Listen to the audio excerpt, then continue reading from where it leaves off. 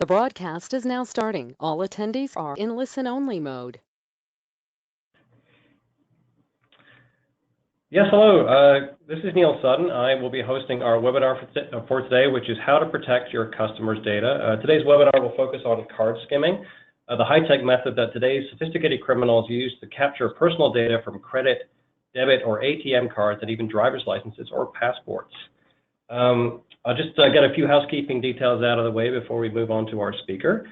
This presentation is in listen-only mode. If you wish to record a question, you can do so at any time using the dialog box on the right of your screen. We'll save about 15 minutes towards the end of the presentation to address all your questions. The session is being recorded, and you will be emailed a link to the archive webinar when we're done today. There's also two handouts that you can download at any point. You might be able to see those. One is on the banking industry, and one is on the petroleum industry, and they both address anti-skimming solutions for those industries.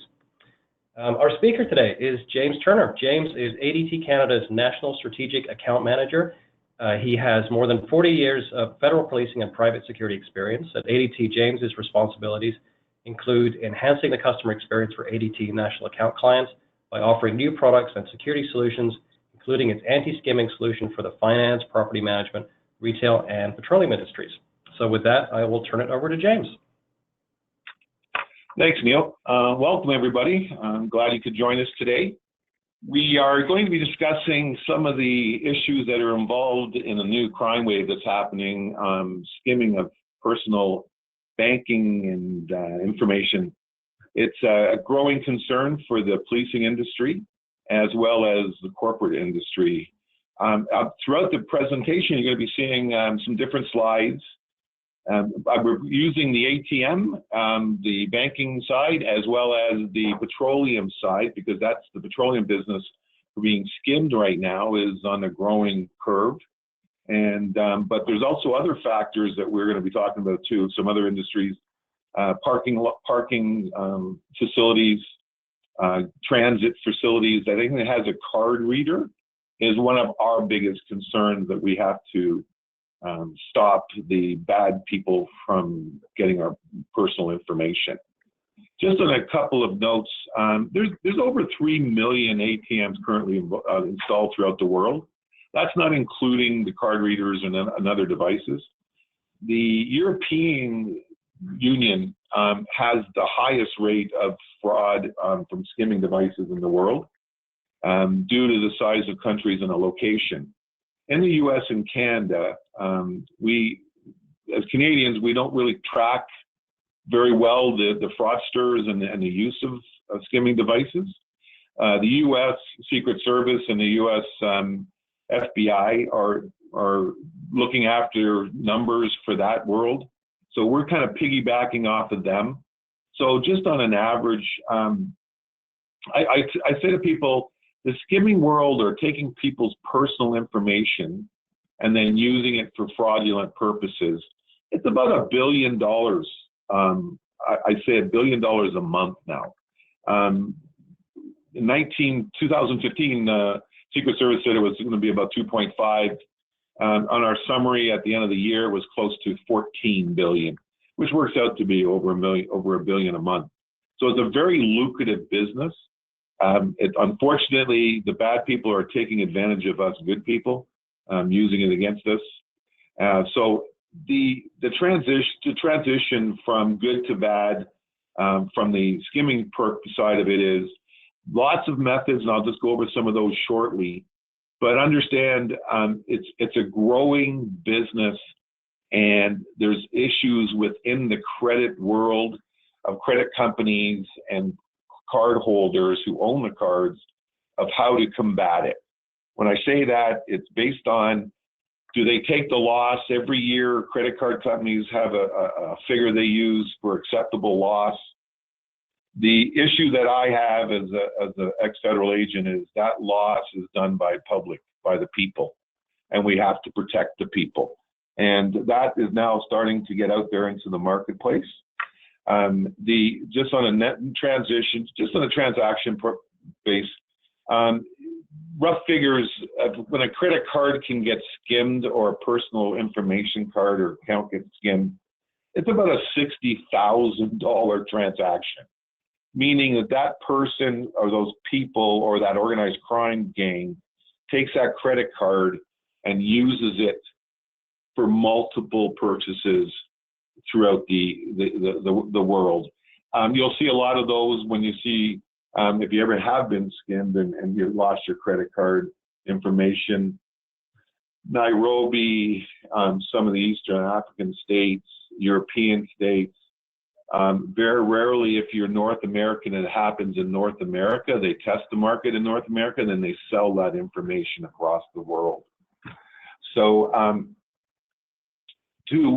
one of the key concerns that I have, and I talk to the corporations of, and the corporations, we're just saying Visa, MasterCard, American Express, every company right now that has their own branded credit card, and you'll see a lot of those, Walmarts, the Sunocos, the Esso stations.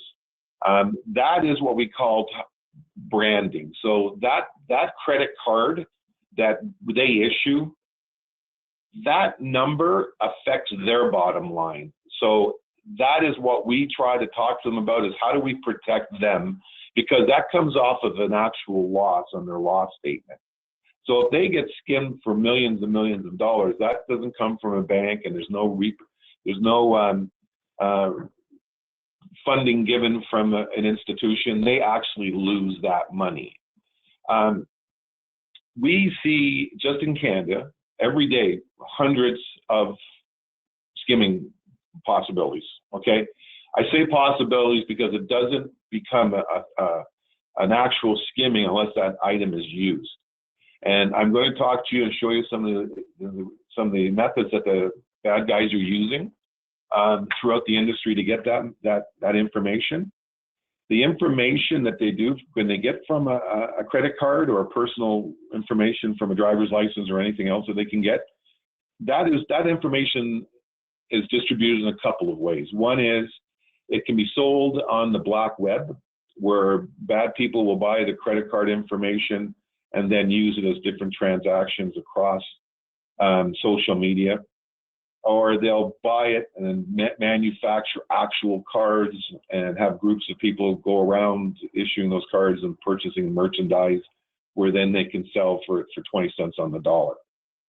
The biggest problem that corporations have, and I'm going to use this as an example as a petroleum company or a bank, is once a credit card has been skimmed, that company who owns that credit card is the company that people look at and blame.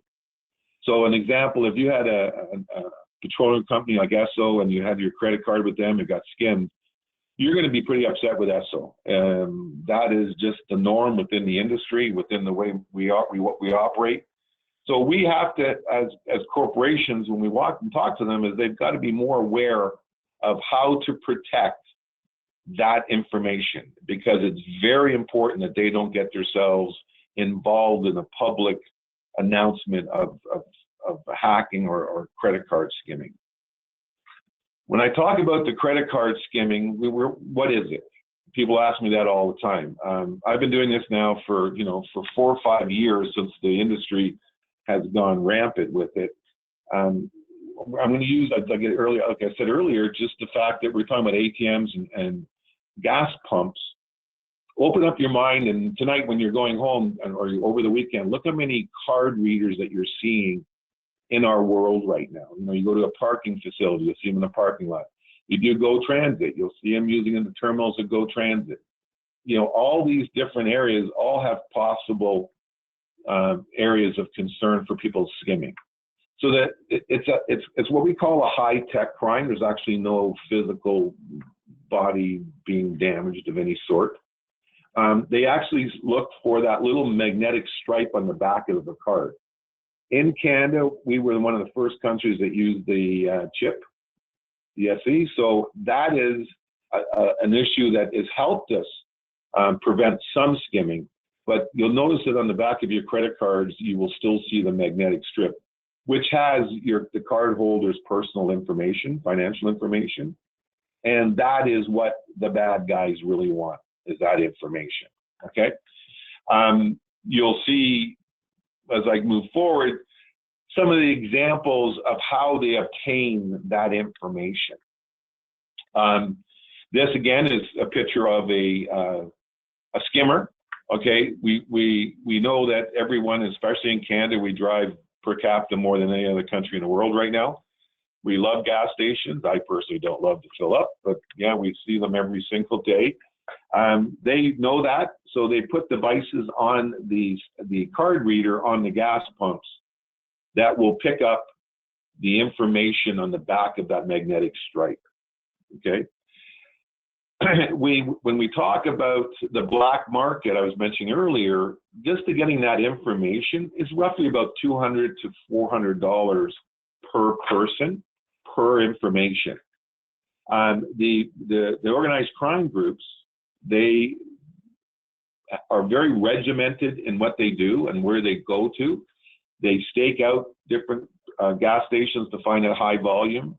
They know the gas station of when it has peak times, how many people go in there, what they kind of use, do they look at the readers, or they just blindly put their credit card in. This example you're seeing right now is pretty obvious that something's wrong with that credit card, but you'll be surprised how many people don't pay attention to that device and just put their card through it. We've got a lot of publicity in the last 2 years where we've actually been able to talk to people, go out there publicly through the media, discuss what they should look for. And I'm hoping that type of device, people will be more aware that there's something wrong with that. They get more sophisticated as they move on. And here are just some examples of some of the card readers that I call that people can put anti-skimming on. So the one on the left is a parking garage, and you swipe the card like we did years ago, where it's like left to right or right to left. That's just reading the magnetic stripe, not the chip.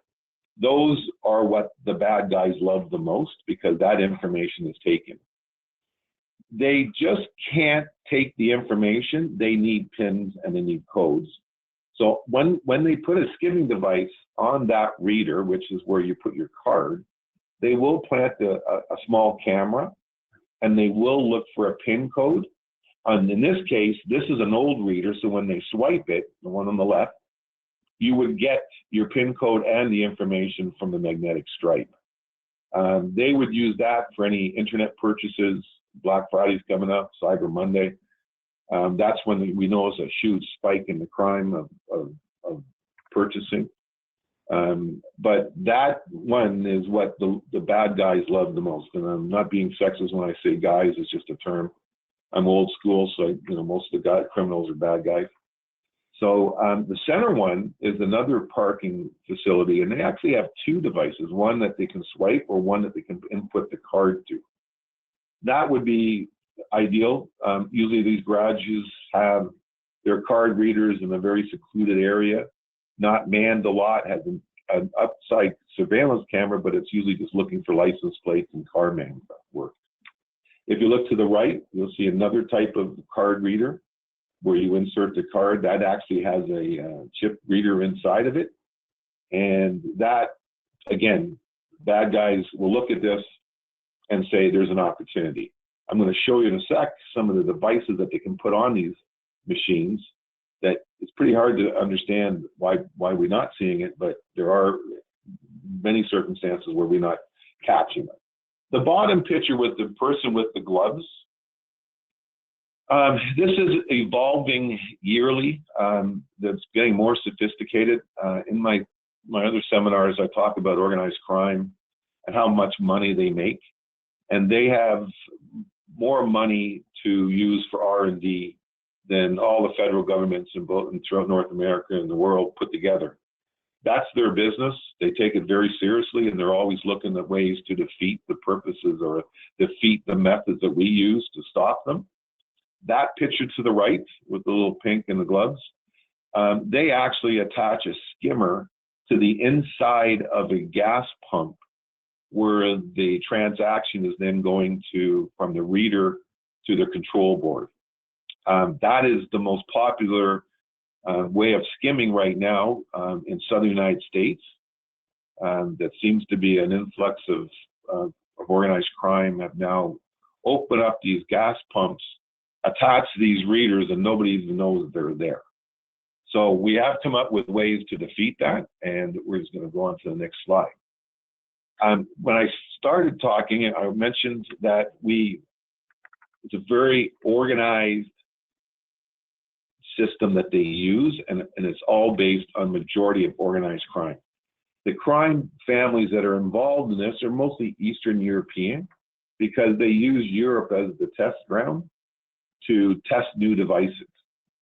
An example, the picture to the left is a gentleman putting a skimming device on a gas pump. So that person takes about 5 to 10 minutes to put the skimmer and the camera on that device. They usually put the cameras on the skimmers and the cameras on peak periods. So an example, 6 o'clock in the morning to 10 a.m. would be where they would leave those devices on. They would then send what they call a cleanup crew or removal crew, which is the guys in the middle, who would then come pick up the units and leave. And you notice that they're not the same people. They always use groups of 3 to 5. And then they usually have, depending on the area and how successful they are, we call them cleanup crews, where they would come in, usually in a vehicle, get out, look non-suspicious, and clean any of the evidence up that's at that ATM or gas pump. One of the things that we have seen throughout the years is that these groups are countrywide. So we've tracked them from Halifax, gone to Montreal. From Montreal, they go to Cornwall. From Cornwall, they hit Ottawa. From Ottawa, they go down to Toronto, hit Mississauga, Vaughan, head up to Barrie, work our way over to Timmins, up through Manitoba, right into Calgary, right over to Vancouver. It's the same crime group. They make a lot of money based on what number of cards they're able and what information they get. So it's something it's very popular with young groups of individuals who are trying to make a name for themselves within the criminal organization. If I'm talking a little bit fast, I apologize, but at the end, if you have any questions, we'll be able to go through the questions. Excuse me. These are actually devices that we have seen and confiscated in our years of trying to combat this new feature of gathering information. The picture to the left is what we call a standalone ATM. The bad guys will put on a fake bezel, which is where you would insert your credit card to. That is the picture to the right. That bezel matches the color. If you look at it, it matches the very right picture. It matches exactly to the bezel that's on the machine. They take a lot of pride, a lot of energy into making sure that everything fits. The 3D printers right now have become a major issue for us because they can print pretty well down to the millimeter of an actual device. The center picture is a confiscation of an actual skimming device. It looks a little bit antiquated, but trust me, it's very well thought of and very cheap to make. So you've got a battery source, which is in the bottom. You've got a sensor to the right where you see those 2 strips of glue. There's a reader's, what we call a sensor reader. And then there's a data chips. You see the chips in the data. This here is transmitted. Once the card is inserted, the information goes to the chip. Excuse me. And then that chip is then removed. That whole device is removed and they plug it in. To make this more efficient, they would have a camera, and I'll show you some of those a little bit later. To the left, going back to the left picture again, this group actually used the power source and spliced into the telephone cable that goes into the actual ATM, and they use that as their transmitter. So instead of having that little chip, this information from that skimmer is then transmitted by a telephone line to a designated area or designated what we call a dead number. And you'll see they use the power source plug beside the ATM, and away they go. Some of your questions are, this happens to be, and I don't know if you've seen the logo on it, 7-Eleven. Most of these large corporations don't own the ATMs. These are little standalones. They are rented out, and they get a percentage of the money that they get when a person does a transaction. So there's really no monitoring to them. This standalone is that telephone is just basically to tell the owner of that ATM transactions and totals every day, not about a health check or anything else. So they're very smart. They've utilized this, and they go out and they look for areas that they feel it would attract more income. Example, if you get to, I'm trying to be on the polite side, a facility of where women take their clothes off, and there's bars all around there, and people get drunk, and they go into these little convenience stores and they do transactions because they need cash. That is a money magnet for them. They know that, and that's where they go after. Large banks have systems in place, are a lot harder to skim than small standalone machines or small company machines. You'll see Manulife has them out there, Scotiabank, TD, CIBC, they're all out there with their own little machines. Those are all private labeled, and they just get transaction fees. So our concern is we look at the areas where the bad guys can make the most money. They do exactly the same, and then that's where we have to come up with solutions. Here's another photos of some of the other issues, some of the things that we found. And if you look to the left picture, you'll see that that's what looks like an ATM machine. So that green bezel, we call that a bezel, we insert the card, that lights up, and you'll go by there, you'll see it light up. That's a translucent material, so when they put their skimmer over, you'll still see the same flashing green light as you would on a normal machine. My suggestion to you is if you do using an ATM, just put your fingers on it and just give it a quick little shake. And if nothing comes off in your hands, it's good to go and you can move over. I do suggest that you do cover your hand over your PIN when you're doing a PIN, just in case they've inserted the camera. That is the picture on the very bottom right-hand side. That is a pinhole camera with a small transmitter in it, and it takes the picture with the transaction at the same time.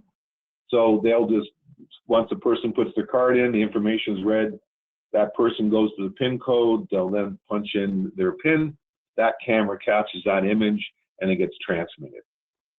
So that's just one image, and hopefully I've got some more pictures to show you a little bit later of how sophisticated these guys can get. The top picture is an actual skimmer. If you look at that picture, and we go back to a card reader, you'll see to the very top right, it's exactly the same configuration as that card reader. It does, the black and red cable in it shows where the sensor is reading up the magnetic stripe. It then goes to a little sensor unit with a battery. That black labeled circle is a battery. This actually stores the information like a little processor, and then when they come, they remove that, they take it away. This is all built into this machine, and that would be, that plate was underneath the bezel itself, and nobody really saw it. If you look at the bottom picture, you'll see that's a popular banking machine. It has a blue bezel. That blue bezel is not quite the same color as the normal bezel on an ATM, but most people don't pay attention to it because these guys will, on a Friday night or a Thursday, will insert it at 2 o'clock, 3 o'clock in the afternoon. When the rush of everybody getting their paychecks, they come in, do the insert, throw in it. People aren't paying attention to the color of a bezel. Again, that's what that will do. That will gather that information of that card, and then they will come back and remove it, and nobody will even know it was there. Okay, so to the top left, this is what the bad guys do. If you look at that bezel, you're going to put that over top of that unit. You wouldn't even know it's there. If you look at the top right, you'll see that has a skimming unit on it, and the bezel doesn't look any different than what you'll normally see in a gas station. If you look at to the middle picture, you'll see the left is what the normal card reader looks like. And then the bad people will then put the skimmer over top of it, which will then pretty well look pretty good to you as a normal person without creating any suspicion. Again, when you look at something from now on, hopefully after the seminar, anytime you go to a machine, you'll just kind of give it a little wiggle because it doesn't look good. And then that way you'll be able to see, remove it. The bottom picture is actually a skimmer that we were able to obtain from a group. And if you look at that they did a phenomenal job on that. In the top, it's got the sensor as well as the processor. They removed that within seconds. So when we talk about 5 to 10 minutes to install, those are installed. These units are all installed in minutes to seconds. The bottom right is a picture of what we call a sophisticated unit, because you can see the sensor was built into the bezel itself, not glued. So this was poured plastic, and they already had the sensors built into it. This is a little lighter than normal. It was a darker color. We just wanted to show you how much preparation they do and how much it gets involved. But again, in every one of these skimmers, if you think every transaction can go up to 60,000, 600 bucks. I say an average 250 to 500 per transaction. That gets the numbers add pretty good. The numbers that we estimate are in the tens of thousands a month to be skimmed. That estimation is all guessed because we never know who does it. Because the bad guys know that once we see an influx of skimmers, we look at the black web and we monitor the black web to see what's being sold. They know, if it's this month is heavy, which it is, November, December, due to the Christmas rush and holiday rush, then they lay off until February, late January of next year before they'll influx those cards into the marketplace. Or they'll start putting them on after Christmas, usually about a couple of days before Christmas, right to New Year's, because the average person, once they receive their bills, they don't really remember what they pay. They don't know how many shops they went to. So adding one or two bogus purchases to a bill that's already thousands of dollars is a pretty good way of them getting through without somebody finding out what they have. Okay. Hopefully I'm giving you more examples as we get going, just so you know. If you look at the middle picture, that's an insert that goes over top of the bezel. The bottom, the middle, is, and you'll see it to the left, is actually a picture of a skimmer. If you look at that, it's very well done, very professional. Nobody really know the difference unless you shook it, because it's only held by adhesive tape, not glue. So the picture to the top left is what I'm going to discuss a little bit more detail. Europe has an influx of skimming devices. We call it 1 or 2 generation that we're seeing in North America. They use that, as I said earlier, as a testing ground to see what they can get away with. This device is what we found over about a year and a half ago, almost 2 years now. That actually gets inserted into that bezel. So if you look at the picture underneath it, that would go inside that bezel. And when you put your card in, it would read the stripe of that card inside the original bezel. So they got so creative with this. This is what we call a credit card skimmer, where it's the size of thickness of a credit card, and it'll actually fit inside the standard bezel. If you look to the bottom right, you'll see 2 bezels. You'll see one with an anti-skimming, but if you look at the bezel, you look at the gap of the actual where the card is inserted into that machine, that piece of device up in the left-hand corner would go right in there, and when you put your card in, you'd only notice that it was very tight, but you'd still be able to do a transaction and it would read all your information. 2 pictures, one is actually a skimmer that we found in a device in a parking lot facility, and you can see how small it is. One thing that we do tell our customers, and we do tell people when we do public awareness of this, is that majority of the devices have data storage, but there's some that have transmitters. That information that they skim off of that unit, off that card, will be transmitted approximately 100 to 200 meters from where the device is. So those bad people are hanging around. They've got a vested interest that they want to make sure that their equipment's not found or caught, because then the police get involved. But so I always tell people, when you do find something, be very leery, be very cautious. Go tell the owner that you see something's wrong with it, and they'll come and they'll do the proper procedures to keep that from the bad guys. Okay, so how did we come up? What did we have to do as security professionals, as police officers, to stop this? So over 4 years ago, we've had anti-skimming devices for the banking industry for many years, but they weren't really accurate. They would turn off. So an example, they would turn off an ATM. They would still be able to read the cards and stuff like this. So we went to Europe, ADT, and we decided that we needed to get some help professionally with experts. And we wanted to step up the technology. So not only do we detect an issue of a skimmer, but we also jam the signal of the receiver on that skimming device. That means when that person puts the skimmer, the bad guy puts a skimmer on the device, it's on the bezel itself, our solution is that we detect it, and if it remains on it for a period of time, then we send out a jamming signal to stop the card from being read. It doesn't damage the card, it just stops the bad guys from reading the information on the card. We call it the ESC, Electronic Control Center 4-in-1. It's based on our solution. You'll see a dip card reader. That dip card reader is what we do. We call a manual insert. When we see an automated reader, when you go up to an ATM, you push the card in and the door opens and a card gets read. Excuse me, it's pulled inside. That's another type of reader. So the dip card reader, that fits within the whole in all the industries, the parking lot, the transit, the petroleum business, and small ATMs.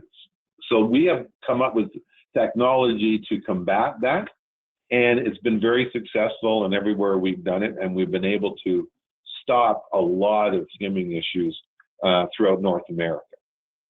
The device is new to the industry. We're in thousands of locations across North America. The US have embraced it a lot faster than here in Canada. We're Canadian.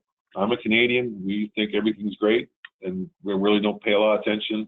Now we're starting to pay a little more attention than we did 3 or 4 years ago. It's good news because right now we see a little bit of a decrease on skimming, but we're still playing to catch up to what we did years ago. How does it work? Well, we sense it. The technology is, like I said to you, able to gather the knowing that there's something foreign on that bezel. And once we detect it and we understand it's still there for a period of time, then we do jamming signals to stop the transmission of the customer's information from the mag stripe to the skimmer.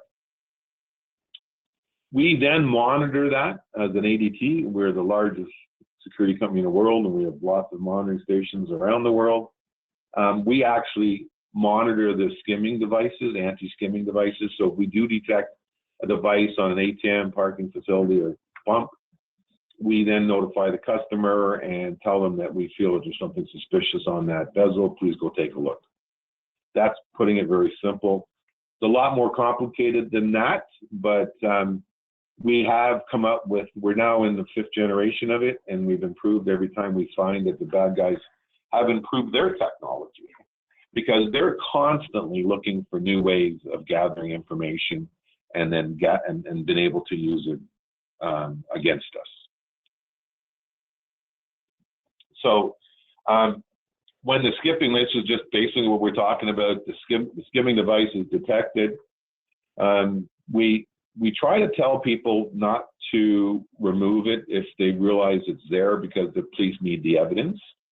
We then, our system notifies our monitoring center, and then notifies the customer for whatever property or whatever it is. And then they make a decision to do a visual check. Once they've confirmed that something's there, then the police is notified, and then they come and do their investigation. We have seen most of the cameras right now are at gas stations are basically just on pump only. We're now seeing an increase in cameras being installed to take a complete view of the facility area, so that we're able to catch license plates and get some documentation on who's actually installing these. Not bursting anybody's bubble, but the bad guys are very intelligent. We don't want to take that from them. They do know we're at the leading edge of this, and we're doing the adding these cameras. So, yes, they come, they've got false plates on their vehicles, they've got stolen vehicles, they wear disguises, masks, beards, hats, sunglasses, all that other cool stuff. So we've come up with solutions for that too, but today we're just talking about how we're combating the world of skimming and customers losing their information.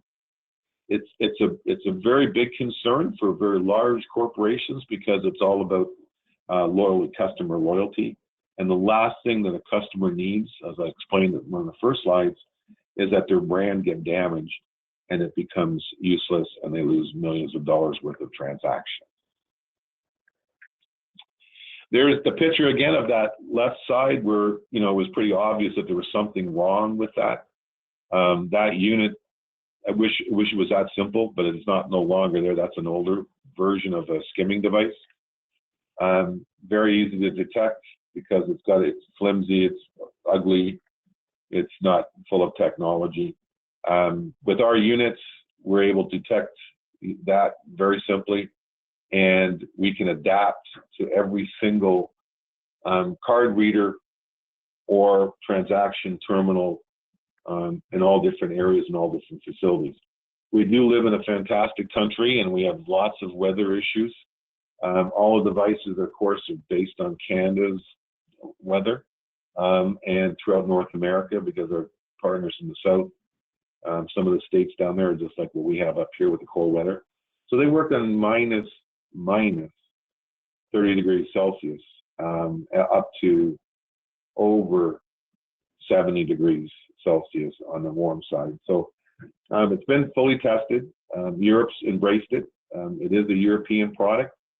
We do keep up with the technology that's going all the time, that's happening throughout Europe. And that's where we're staying ahead of the North American, because we're a little bit behind on the technology. But the bad guys are now looking at us saying, hey, we're combating how we're stopping skimming throughout this great country. This is just what we do, what's part of our product that we have to help stop that.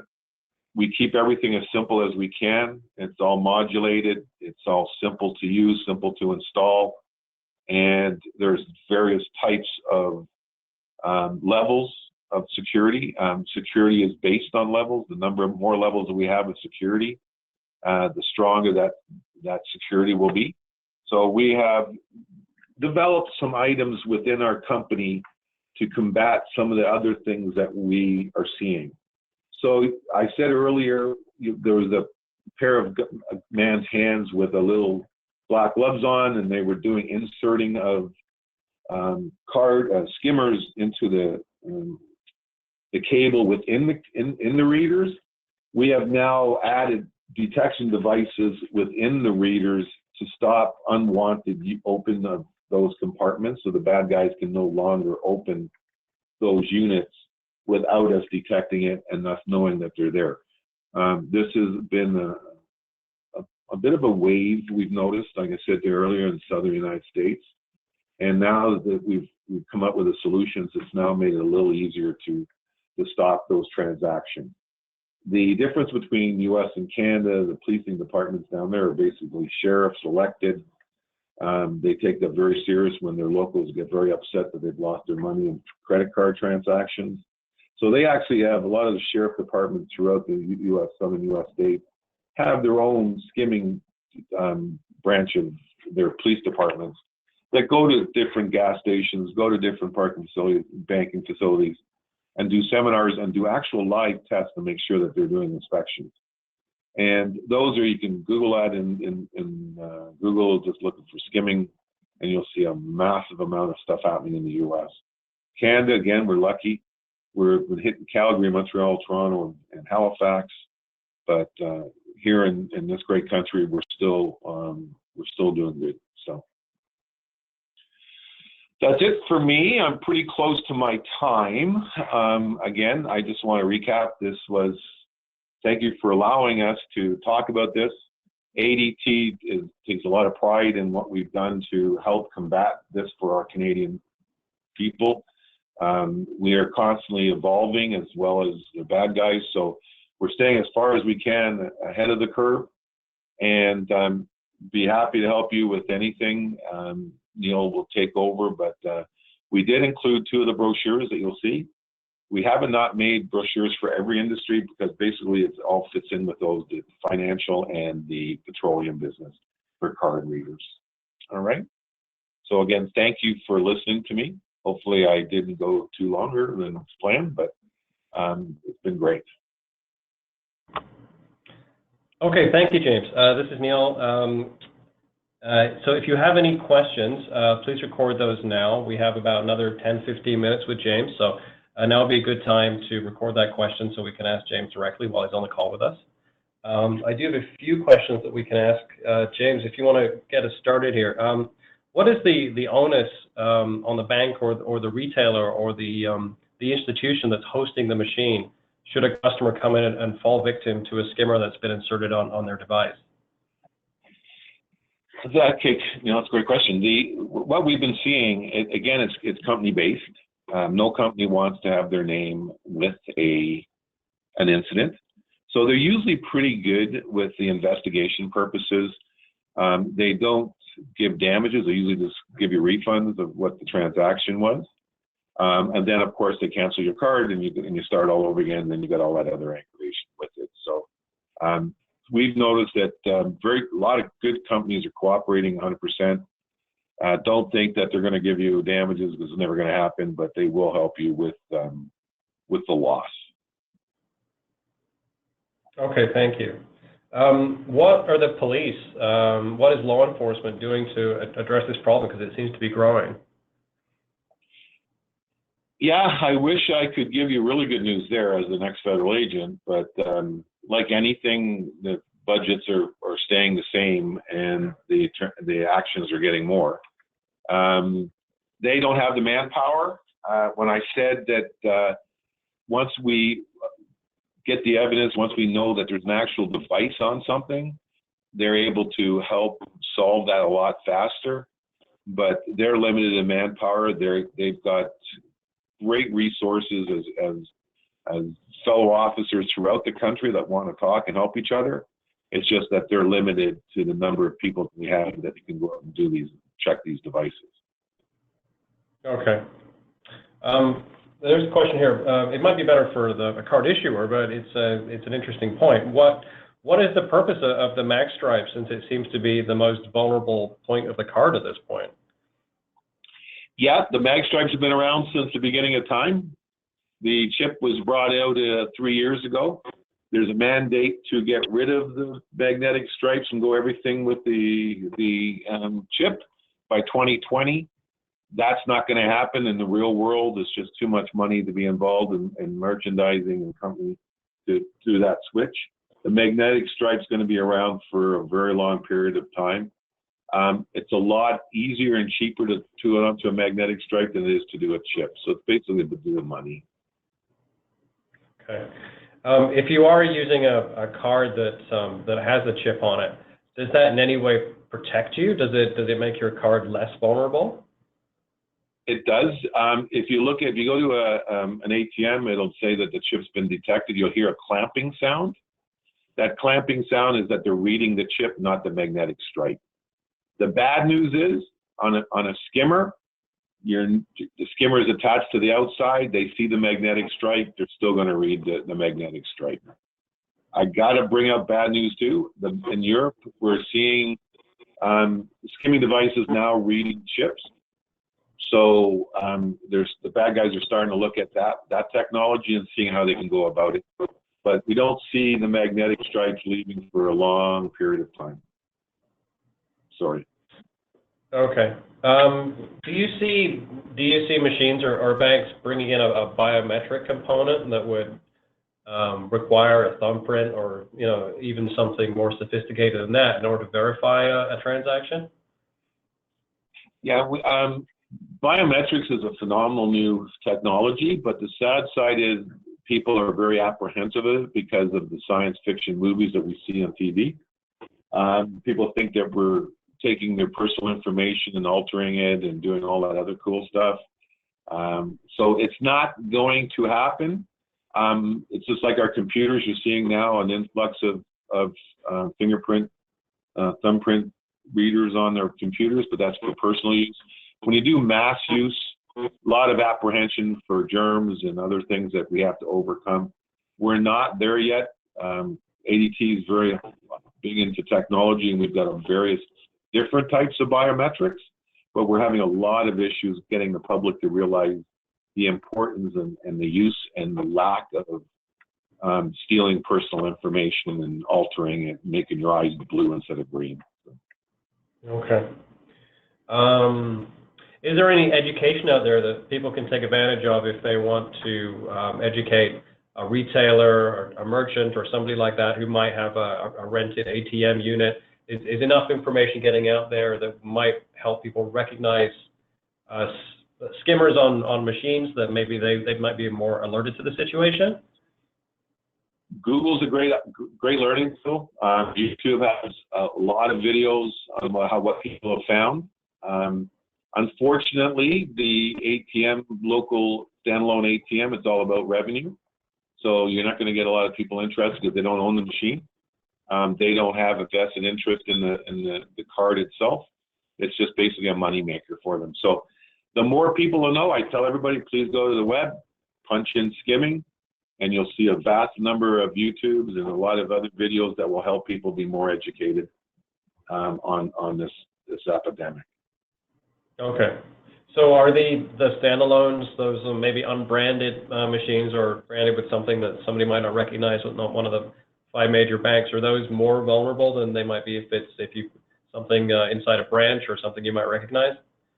Absolutely.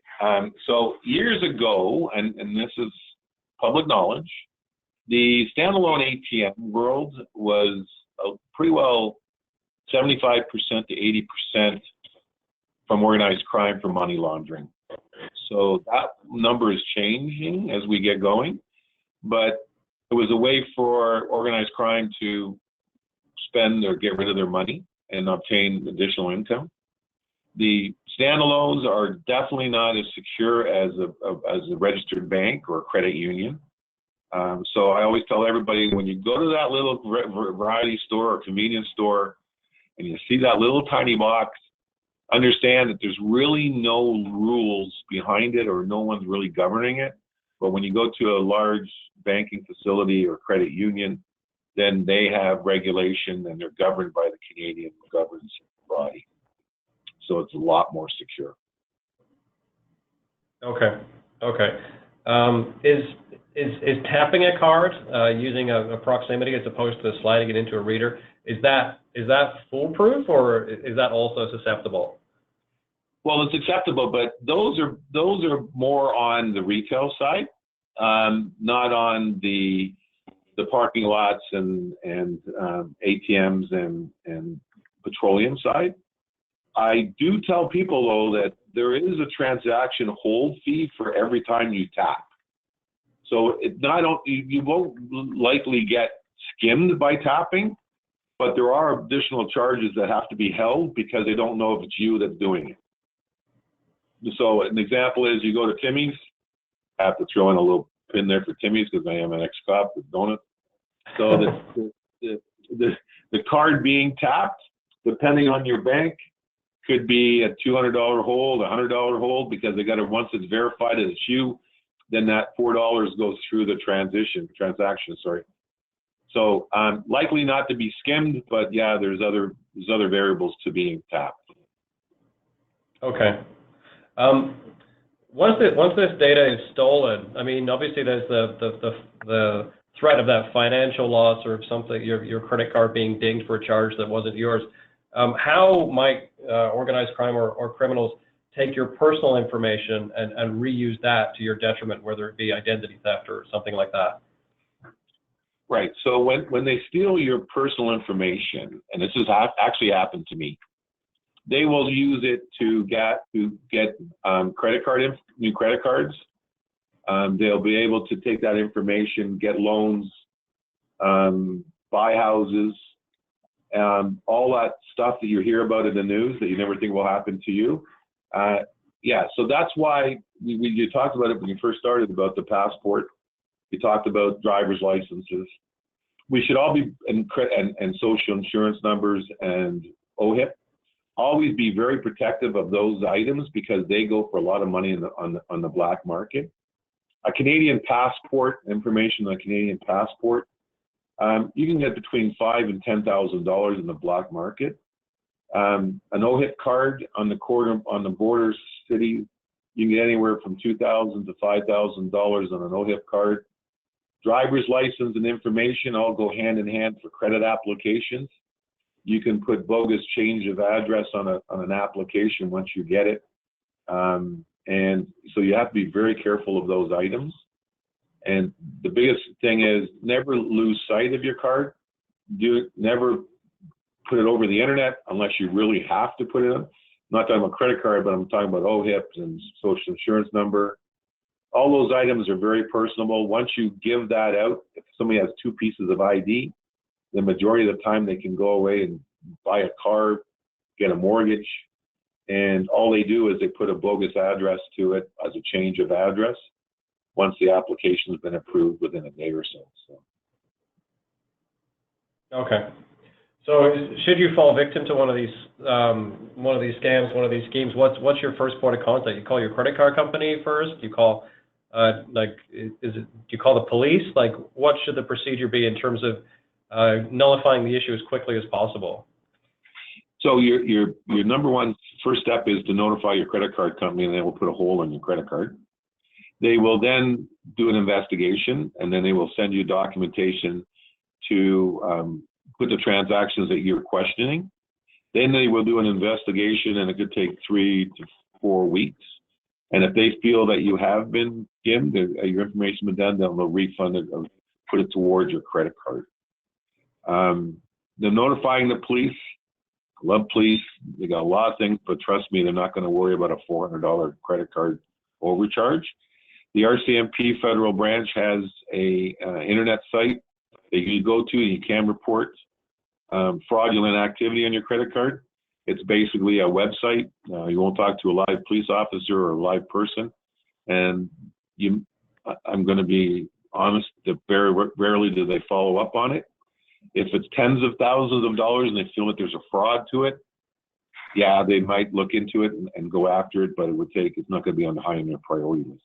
Number one step, phone the owner of the issuer of the credit card and get the transactions that you're saying questioned and stopped, and then they'll issue a brand new credit card. Okay, thank you. So yeah, if there are no more further questions, maybe we should look at wrapping up. We're almost at the hour. So I think I'd like to thank James for his insights today. I'd like to thank ADT Canada for all their information and for sponsoring this webinar. And I would like to thank all our participants for joining us today. I know people have busy schedules, so we're very grateful you could spend about an hour with us today. Once again, you can still download those 2 handouts, one on the banking industry, one on the petroleum industry. They're right there for you to download. Also, if you did register for this webinar, you will be sent a link where you'll be able to access this webinar after the fact and listen to it again in its entirety. So once again, thanks to everybody for your time today, and I think we'll wrap it up. Thanks, everyone.